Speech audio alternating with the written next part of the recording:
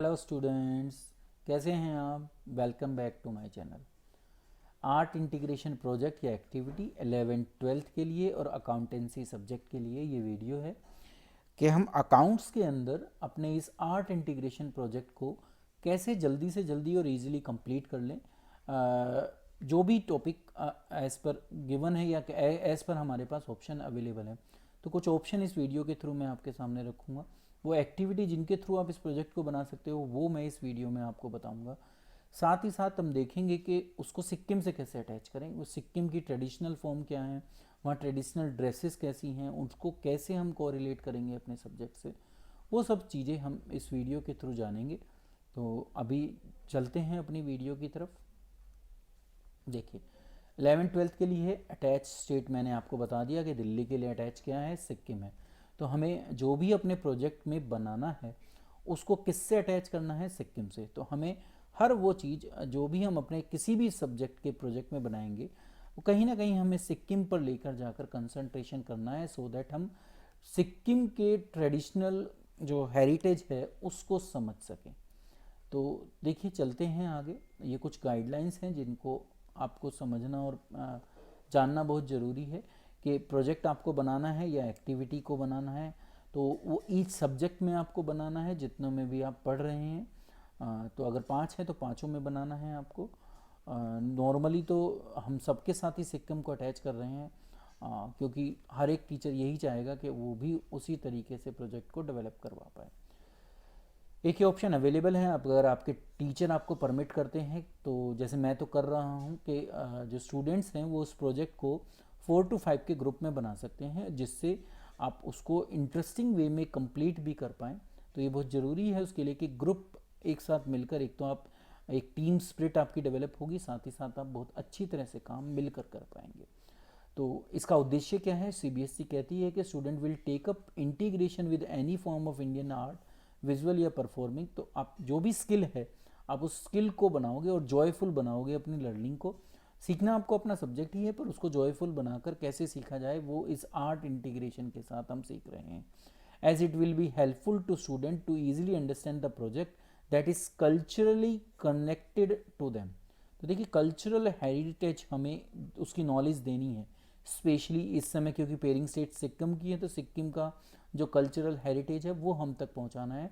और उसको इसको इंटीग्रेट करना है विद आवर सब्जेक्ट।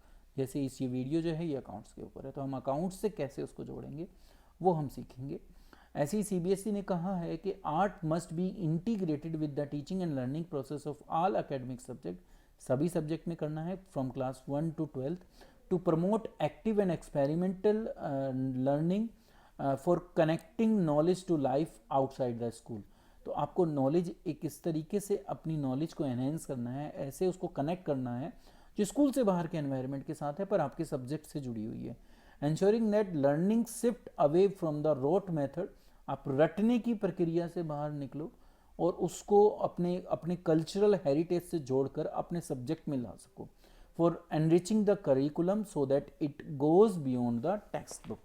ऐसे ही इसी चीज़ को जो है सीबीएसई ने भी ये लिखा है और हमारे गुरु रविंद्रनाथ टैगोर जी ने भी कहा था कि when I see the universe through my song I recognize it, then only I know it. तो जब मैं उसको अपने गानों की थ्रू यूनिवर्स को देखता हूँ तो वो मुझे समझ में आता है और उसी की वजह से मैं उसको जान पाता हूँ। तो रविंद्रनाथ टैगोर जी क्या कहना चाह रहे हैं कि हम यूनिवर्स से जुड़ रहे हैं, बट अपनी जो एक स्किल है, एक आर्ट हमारे अंदर है, उसके थ्रू समझ रहे हैं और उसी के थ्रू वो मुझे समझ पा रहे हैं, मैं उनको समझ पा रहा हूँ। तो देखिए, स्किल वो अपनी यूज़ कर रहे हैं बट अपनी नॉलेज को भी एनहेंस कर रहे हैं विद यूनिवर्स। तो यही ऑब्जेक्टिव है इस आर्ट इंटीग्रेशन इंटीग्रेटेड लर्निंग का, जो हम इन प्रोजेक्ट के थ्रू अपनी नॉलेज को अपने सब्जेक्ट के साथ एनहेंस कर रहे हैं। तो सिक्किम हमारी पेयर स्टेट है, तो हम सिक्किम का जो ट्रेडिशनल हेरिटेज है उसको अटैच करेंगे अपने सब्जेक्ट के साथ। तो देखिए, जो तो जब हमने उस ट्रेडिशनल हेरिटेज को सिक्किम के आर्ट, क्योंकि हमें जो बेसिकली चीज़ें लेनी है, हमें कुछ सजेस्टिव ऑप्शंस दिए हैं सीबीएसई ने तो उसमें आर्ट फॉर्म मुझे लगा कि हम उसमें अकाउंट्स को किसी ना किसी तरीके से अटैच कर पाएंगे, तो मैंने उसको ले लिया। तो देखिए कारपेट वीविंग एक बिजनेस पॉइंट ऑफ व्यू से है, तो हम इसकी अकाउंटिंग को देख सकते हैं, ठीक है। वहाँ पे क्या टैक्स स्ट्रक्चर है उसको देख सकते हैं। तो अभी देखेंगे क्या क्या हमारे पास ऑप्शंस हैं। अभी हम पहले समझे कि सिक्किम का ट्रेडिशनल आर्ट फॉर्म कौन कौन सी हैं। तो कारपेट वीविंग है, वुड कार्विंग है, थंग का पेंटिंग है, चॉक से टेबल है। ये मैंने आगे चारों चीज़ें दिखा रखी हैं आपको। ये देखिए वुड, ये वो है कारपेट वीविंग, ये वुड कार्विंग है, ठीक है। तो वुड पे बना हुआ चीज़ है, तो वुड पर क्राफ्ट की गई है। ये अपने आप में आपको दिख ही रहा है कि कारपेट वीव किया जा रहा है। ये वो पेंटिंग है जो वहाँ पर बताई थी, और ये वो टेबल्स हैं जो ब्यूटीफुली आर्ट के थ्रू इनको बनाया जाता है। एंड फिर ऑब्वियसली ये कहीं ना कहीं हम बिजनेस भी होता है, तो हम अकाउंटिंग फॉर्म में भी इसको कहीं ना कहीं जोड़ पाएंगे, क्योंकि जब बिजनेस है तो अकाउंट्स ज़रूर होंगे, तो ऑब्वियसली है जुड़ सकता है उसके साथ। ऐसे ही कुछ ड्रेसेस हैं ट्रेडिशनल जो सिक्किम की हैं, जिनको हम अपने अकाउंट्स से जोड़ पाएँ। जैसे जया जया है, यन थास्टे है, केरा है, शैम्बू है, थुक्रो डम है, डम वुम है, शुरुवल है, फारिया है, बाखू है। तो ये कुछ ड्रेसेस हैं। इन ड्रेसेस के कुछ एग्जाम्पल मैंने यहाँ पर लिए हैं। तो आप देखिए, जब ऑब्वियसली है कि जब ये ड्रेसेस बनती हैं तो बहुत सारी चीज़ें वहाँ पर हो रही होंगी। अब उनमें कहीं ना कहीं हम अपने जो जो भी हम अकाउंटिंग प्रोसीजर पढ़ते हैं उनको हम जोड़ सकते हैं। तो वही हम इसमें देखेंगे कि कैसे इसको हम अपने अकाउंट्स के साथ अटैच कर पाएँ, इस ट्रेडिशनल हेरिटेज को भी समझ पाएँ, अपनी लर्निंग को जॉयफुल भी बना सकें, और अपनी जो अकाउंटिंग की प्रोसेस है उसको भी समझ पाएँ इसके थ्रू। तो हम प्रैक्टिकली सीखना चाहते हैं उसी चीज़ को, और वो भी कब, जब हम उसको इंटीग्रेट कर पाएँ एक स्किल के साथ अटैच कर कर या आर्ट के साथ अटैच कर कर। ऐसे ही अगर ट्रेडिशनल फूड की बात की जाए तो मोमोज वहाँ का ट्रेडिशनल फूड है। तो ऑब्वियसली आप जानते हो कि इस समय दिल्ली के अंदर भी मोमोज कितना जो पॉपुलर है, तो हम ना कहीं उनको अपने अकाउंट से जोड़ पाएंगे। तो ये तो थी चीज़ें वो जो ट्रेडिशनल उनका हेरिटेज है, जिसको कहीं ना कहीं हमें अपने सब्जेक्ट में लेके आना है। जो जो हमारी बेसिक एक्टिविटी है इस प्रोजेक्ट में या इस एक्टिविटी के अंदर, तो ये इस तरीके से हम इसको अपने प्रोजेक्ट में ला सकते हैं। तो ये कुछ सजेस्टिव एक्टिविटीज़ हैं जो सीबीएसई ने दे रखी हैं, जिनके थ्रू हम अपने इस प्रोजेक्ट को बना सकते हैं। अब वो चाहे रोल प्ले हो, वो चाहे वीडियो मेकिंग हो, फोटोग्राफी हो, स्लाइड्स हो, या पीपीटी हो, या डिज़ाइनिंग थ्रू फोटोशॉप हो, विजिट टू हिस्टोरिकल प्लेसेस हो जो अभी पॉसिबल नहीं है, स्केचिंग की जा सकती है, ठीक है, स्कल्पचर, क्ले मॉडलिंग का काम भी किया जा सकता है। डांस परफॉर्मेंस शायद हम इतना सूट ना कर पाएँ अपने सब्जेक्ट के पॉइंट ऑफ व्यू से। Creative or reservoir using waste material, ये ज़रूर बनाया जा सकता है। ज्वेलरी मेकिंग कहीं ना कहीं थोड़ा सा डिफ़िकल्ट होगा, पर हाँ हम इसको अकाउंट से अटैच कर सकते हैं।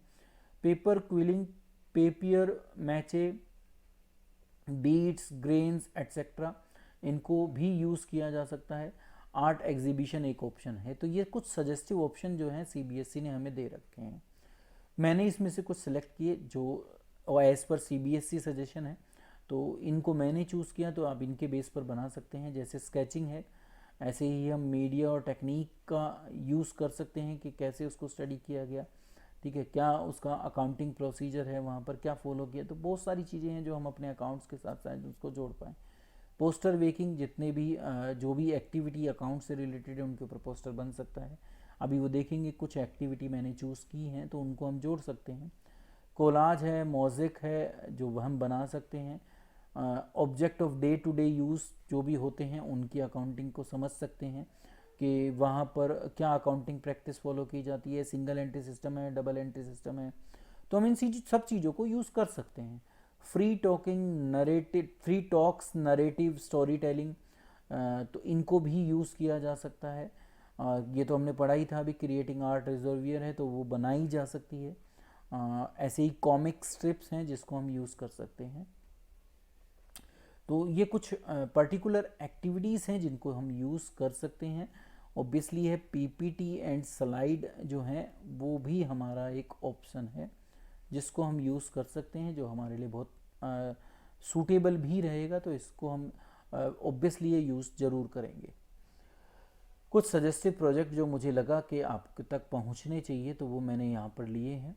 देखिए जैसे हैंडीक्राफ्ट एंड हैंडलूम इंडस्ट्री है, तो हम देख सकते हैं कि इसके लिए क्या अकाउंटिंग प्रोसीजर फॉलो होता है। पब्लिक सेक्टर अंडरटेकिंग है, किस तरीके से अकाउंटिंग होती है, कौन ऑडिटिंग करता है, ठीक है, ऑडिटिंग के रूल्स क्या हैं, उन सब चीज़ों को देखा जा सकता है।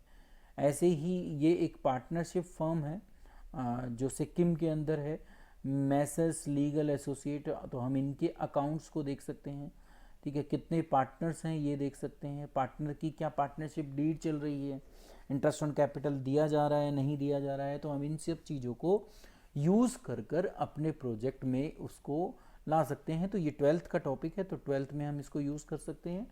ये कहीं ना कहीं हमें 11th में लेके जाएगा, तो आप इनको यूज़ कर सकते हैं। तो पार्टनरशिप से आप इसको जोड़ सकते हो। कितनी कंपनीज़ हैं जो वहाँ पर अभी इस समय रजिस्टर्ड है, और कितनी ऐसी कंपनीज पार्टनरशिप फर्म है जो वहाँ पे नॉन रजिस्टर्ड है। तो हम ये सब डाटा बना सकते हैं, और ये डाटा पीपीटी के रूप में, स्लाइड के रूप में, कोलाज के रूप में बन सकता है। तो ये सारी चीज़ें हम यहाँ पर यूज़ कर सकते हैं जो अकाउंट से रिलेटेड है, और ऑब्वियसली ये सिक्किम से भी रिलेटेड है, और हमारे इस आर्ट इंटीग्रेटेड प्रोजेक्ट का एक अच्छा पार्ट बन सकती हैं। ऐसे ही जीएसटी एक मोस्ट इजी टॉपिक है आपके लिए, जिसको आप यूज़ कर सकते हो 11th क्लास वाले, क्योंकि स्टूडेंट जीएसटी पढ़ रहे हैं, तो आप उसको जीएसटी को यहाँ पर यूज़ करते हैं। तो सिक्किम में जीएसटी कब एप्लीकेबल हुआ हम ये देख सकते हैं, जीएसटी से कितना रेवेन्यू इस समय उन्हें जनरेट हो रहा है। तो जो फाइनेंशियल डाटा है उसको एक कलेक्ट कर सकते हैं, और उसको एक पीपीटी के रूप में या स्लाइड के रूप में या कोलाज के रूप में दिखा सकते हैं कि पिछले साल कितना था, इस साल कितना है, कितनी ऐसी गुड्स हैं सिक्किम के अंदर जो 0% के अंदर आ रही हैं, कितनी 0.25% में आ रही हैं, कितनी 3% में, कितनी 5, कितनी 12, कितनी 18, कितनी 28। तो अलग अलग में हम ये डाटा भी कलेक्ट कर सकते हैं। तो देखिए कितना अच्छा आपका वो प्रोजेक्ट बनकर आएगा जब आप उसमें अपनी जो है आर्ट को इंटीग्रेट करेंगे, और एक पर्टिकुलर स्टेट के साथ जोड़कर। वो जितनी हमने अभी देखी थी कि ट्रेडिशनल जो आर्ट फॉर्म है, ट्रेडिशनल ड्रेसेस हैं, वो इनमें कहाँ जा रही हैं, तो हम उनको उस तरीके से भी अटैच कर सकते हैं। तो बहुत ब्यूटीफुल प्रोडक्ट आपका जीएसटी पर बन सकता है। तो जीएसटी के बारे में क्योंकि आप जानते हैं वन नेशन वन टैक्स है, तो आप उसको यूज़ कर सकते हैं। तो किस तरीके से वो वहाँ एप्लीकेबल है, कैसे चल रहा है, सब चीज़ों को आप एक अच्छे प्रोजेक्ट के रूप में ले सकते हैं। तो जीएसटी भी एक अच्छा अल्टरनेटिव ऑप्शन आपके पास है। Single entry double entry system मैंने आपको बता दिया, पार्टनरशिप आपको 12th के लिए बता दी। ऐसे ही 12th के लिए आप देखो तो ये एक एनपीओ का टॉपिक है, जो आपका फर्स्ट टॉपिक है, नॉट फॉर प्रॉफिट ऑर्गेनाइजेशन। तो द लाइब्रेरी प्रोजेक्ट जो सिक्किम का है, ये नॉट फॉर प्रॉफिट ऑर्गेनाइजेशन का ही एक प्रोजेक्ट है। आप इसको देख सकते हो, यहाँ देख सकते हो सब्सक्रिप्शन कहाँ से आ रही है, डोनेशन कौन दे रहा है, गवर्नमेंट ग्रांट कैसे मिलती है। तो आप इन सब चीज़ों को यूज़ कर सकते हो, इनके फाइनेंशियल डाटा को सर्च कर कर ढूंढ कर इसके ऊपर आप इसको प्रोजेक्ट में बना सकते हो। तो ये भी आपका एक 12th का इम्पोर्टेंट टॉपिक हो सकता है प्रोजेक्ट से रिलेटेड। ज़्यादा हमें यहाँ पर ऑप्शन शायद ना मिल पाए, तो मुझे लगता है कि ये ऑप्शन मैंने जो आपको दिए हैं, आप इस पर बहुत अच्छा टॉपिक बना सकते हो, बहुत ब्यूटीफुल क्रिएटिव अपना प्रोजेक्ट आप बना सकते हो। ऐसे ही कुछ बहुत सारी इंडस्ट्री है जो वहाँ पर रन कर रही हैं, जिनके ऊपर आप डिफरेंट फॉर्म में अकाउंटिंग डाटा कलेक्ट कर कर उसको शो कर सकते हो। किसी भी एक इंडस्ट्री में आप चले जाइए और उसके अकाउंटिंग डाटा के ऊपर एनालिसिस ऐसा होना चाहिए जो क्रिएटिव हो, आर्ट इंटीग्रेटेड हो। तो इन चीज़ों को यूज़ कर कर आप जो है अपने प्रोजेक्ट को दिखा सकते हो। जो इतनी सारी चीज़ आप पढ़ते हो, आपने सोल प्रोप्राइटरशिप के अकाउंट्स देखे हैं, आपने पार्टनरशिप के अकाउंट्स देखे हैं, आपने एनपीओ के अकाउंट देखे हैं, आपने सिंगल एंट्री सिस्टम देखा है, डबल एंट्री सिस्टम देखा है। तो आप इन फील्ड में जाकर आप देख सकते हो कि कितना रेवेन्यू ये जनरेट कर कर उनको दे रही हैं गवर्नमेंट को, किस तरीके से ये टैक्स पे करते हैं, कितना इनका एनुअल टैक्स बनता है। ठीक है, तो बहुत सारी चीज़ें हैं जो आप अपने अकाउंट से रिलेटेड कर कर शो कर सकते हैं कि किस तरीके से ये, अब अगर वो पार्टनरशिप है तो क्या उनके फिक्स कैपिटल अकाउंट है, नहीं है, क्या है। तो आप किसी भी फॉर्म में इनको यूज़ कर सकते हो। डिफरेंट जो वहाँ की ऑर्गेनाइजेशंस हैं, कुछ कंपनीज हैं, कुछ कोऑपरेटिव सोसाइटी हैं, तो आप इन सब चीज़ों को यूज़ कर सकते हो। इवन ये बिजनेस में भी यूज़ हो सकता है, कोऑपरेटिव सोसाइटी कौन कौन सी हैं। तो ये सारे टॉपिक हमारे यूज़ हो सकते हैं अपनी अकाउंट्स की फील्ड के अंदर भी। बेस्ट जो आपके लिए सूटेबल है, आप पीपीटी या स्लाइड बनाइए, बहुत अच्छी बनेंगी। ऐसे ही आप कोलैट्स या मोज़िक जो है इनको बनाएंगे तो ये भी हमारा बहुत अच्छा टॉपिक लगेगा। तो आप इस बेस पर अपने टॉपिक को सिलेक्ट कर कर इनके ऊपर अगर आप प्रेजेंटेशन देंगे तो वो बहुत अच्छी लगेगी। तो मुझे पूरी उम्मीद है कि आप इस वीडियो से ये समझ पाए होंगे कि हम अकाउंट्स के प्रोजेक्ट को किस तरीके से सिक्किम के साथ अटैच कर कर बना पाएंगे। आज की वीडियो अभी इतनी ही थी। आगे हमारे सब्जेक्ट से रिलेटेड और ऐसी यूज़फुल इन्फॉर्मेशन से रिलेटेड वीडियो के लिए मेरे चैनल के साथ जुड़े रहिए, और अब तक जुड़ने के लिए भी थैंक यू।